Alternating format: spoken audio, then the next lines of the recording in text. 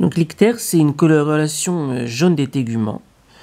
Donc, la marque de l'ictère, c'est une trop grande quantité de bilirubine dans le sang. La bilirubine provient de la dégradation de l'hémoglobine. Elle sera captée par les cellules du foie et transformée en mono- et biglucuronide par la glucuronyltransférase.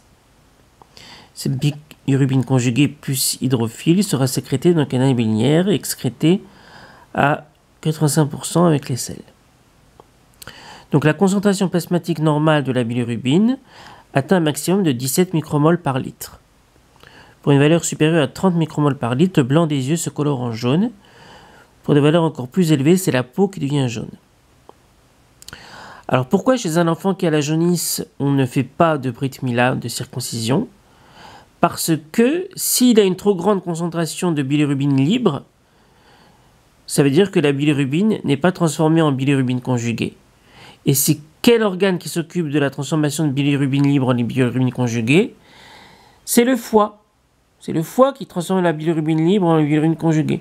Donc s'il y a trop de bilirubine libre, ça veut dire que le foie n'est pas suffisamment mature. Et si le foie n'est pas suffisamment mature, ça veut dire qu'il ne synthétise pas les facteurs de coagulation. Parce que les facteurs de coagulation, ce sont des protéines qui sont synthétisées par le foie. Donc s'il y a une jaunisse, ça veut dire qu'il y a une trop grande quantité de bilirubine. S'il y a une trop grande quantité de bilirubine libre, ça veut dire que le foie n'est pas suffisamment mature. Si le foie n'est pas suffisamment mature, il n'y a pas de protéines de coagulation qui sont synthétisées.